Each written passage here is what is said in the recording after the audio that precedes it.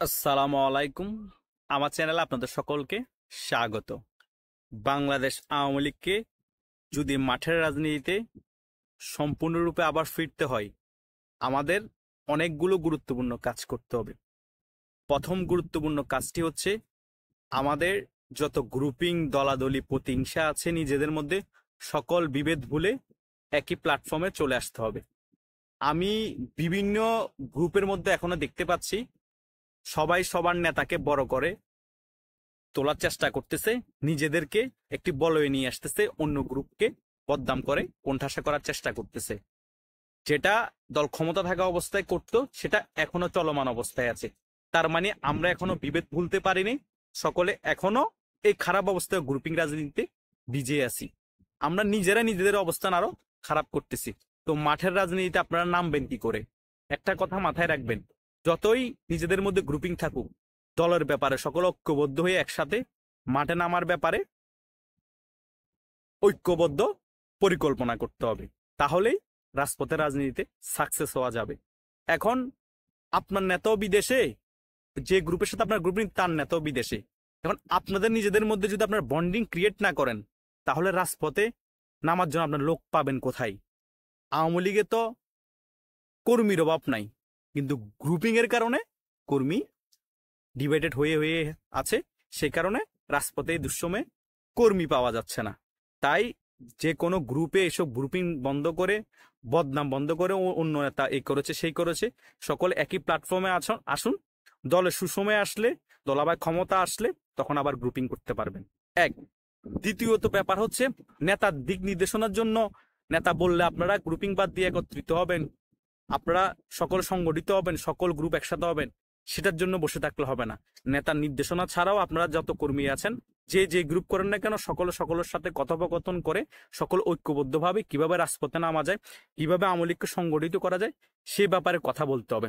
কিন্তু এটা মাথা রাখবেন, যারা দুষ্কৃতী, যারা সন্ত্রাসী, যারা চাঁদাবাজ, যারা লুটপাট করেছে, তাদেরকে একসাথে সংবদ্ধ করবেন না। তাদের কারণে আবার সংগঠনটির নাম খারাপ হবে। যারা ক্লিন ইমেজের লোক আছে এবং দলের জন্য নিবেদিত প্রাণ, দলের জন্য ফাইট করবে, এমন টাইপসের লোকদেরকে আপনারা একসাথে সংগঠিত হয়ে রাজপথে নামার জন্য এবং দলের জন্য কাজ করার জন্য উদ্বুদ্ধ করুন। এবং সকলে একত্রিত হয়ে কিভাবে বাংলাদেশ আওয়ামী লীগকে বাংলাদেশের মানুষের কাছে পৌঁছিয়ে দেওয়া যায়, বাংলাদেশের মানুষ বাংলাদেশ আওয়ামী লীগের যত ভালো কাজ আছে সকল কিছু জানতে পারে, এবং সকল কিছু আপনারা কিভাবে প্রচার করবেন সেটা আপনারা নিজ দায়িত্বে করতে হবে। কারণ শেখ হাসিনা একার পক্ষে ইন্ডিয়াতে বসে সম্ভব না সকল বিষয়ের দিক নির্দেশনা দেওয়া, সকল বিষয় পুঙ্খানুপুঙ্খানুভাবে বুঝিয়ে দেওয়া।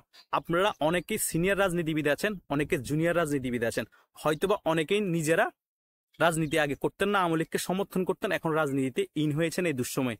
তারাও কিন্তু কিছু না কিছু রাজনীতি বুঝেন, কিভাবে সংগঠিত হতে হয়, কিভাবে জনগণের কাছে জনকল্যাণ কাজ করেছে আওয়ামী লীগ সেগুলো পৌঁছিয়ে দিতে হয়, কিভাবে আওয়ামী লীগকে আবার মাথা উঁচু করে দাঁড়াতে হবে, কি করলে সেটাও কিন্তু আপনারা ভালো করে বুঝেন। যারা বিদেশে আছেন তারা সোশ্যাল মিডিয়া অ্যাক্টিভ থেকে আওয়ামী লীগের ভালো কাজগুলা প্রচার করুন। যেসব আওয়ামী লীগের দুর্নীতিগ্রস্ত নেতা আছেন তাদেরকে অ্যাভয়েড করুন, কোনো সমস্যা নাই। যারা ভালো নেতা আওয়ামী লীগের হয়ে কাজ করতেছে তাদেরকে ফোকাস করুন, লাইমলাইটে আনুন এবং আওয়ামী লীগের পক্ষে ভালো কাজ, গঠনমূলক কথা বলুন এবং এ সরকারের গঠনমূলক সমালোচনা করুন। আর আওয়ামী লীগের ভালো কাজগুলা জনগণের কাছে ফুটিয়ে তুলুন। এভাবে করে আওয়ামী লীগ জনগণের কাছে আবার পৌঁছে যাবে এবং জনগণের দল হিসাবে আওয়ামী লীগ আবার আবির্ভূত হবে। শেখ হাসিনা আবার বাংলাদেশে আসতে খুবই সোজা হয়ে যাবে। শেখ হাসিনা এখন গায়ের জোরে চাইলে তো বাংলাদেশে আসতে পারবে না। জনগণের সাপোর্ট লাগবে, আওয়ামী লীগের সমর্থন লাগবে এবং সাধারণ তৃণমূল আওয়ামী লীগ যাতে শেখ হাসিনাকে দেশে ফিরিয়ে আনার জন্য একটা প্ল্যাটফর্ম তৈরি করতে হবে। এভাবে করে বাংলাদেশ আওয়ামী লীগ আবার ঘুরে দাঁড়াবে। কিন্তু আমি যেসব কথা বলেছি সেসব কথা আমাদের অবশ্যই করতে হবে, অবশ্যই পালন করতে হবে। এটা যে যার ব্যক্তিগতভাবে কিভাবে করবেন সেটা আপনারা জানেন।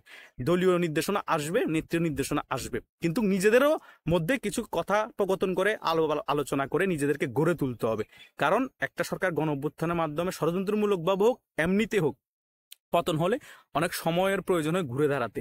তাই ঘুরে দাঁড়াতে যাতে তাড়াতাড়ি দাঁড়াতে পারে ঘুরে, সেই ব্যাপারগুলা আমাদেরকেই তৈরি করে নিতে হবে, ক্ষেত্র আমাদেরকে তৈরি করে নিতে হবে, যাদের আগামীতে আওয়ামী লীগের রাজনীতি করার ইচ্ছা আছে এবং আওয়ামী লীগের আবার আগের গৌরবোজ্জ্বল ইতিহাস যাদের মনে আছে এবং আওয়ামী লীগকে যারা মনে প্রাণে ধারণ করেন, ভালোবাসেন, স্বাধীনতার পক্ষে শক্তি যারা আছেন, মুজিব আদর্শকে ধারণ করেন, তাদেরকে এসব কথা বলা।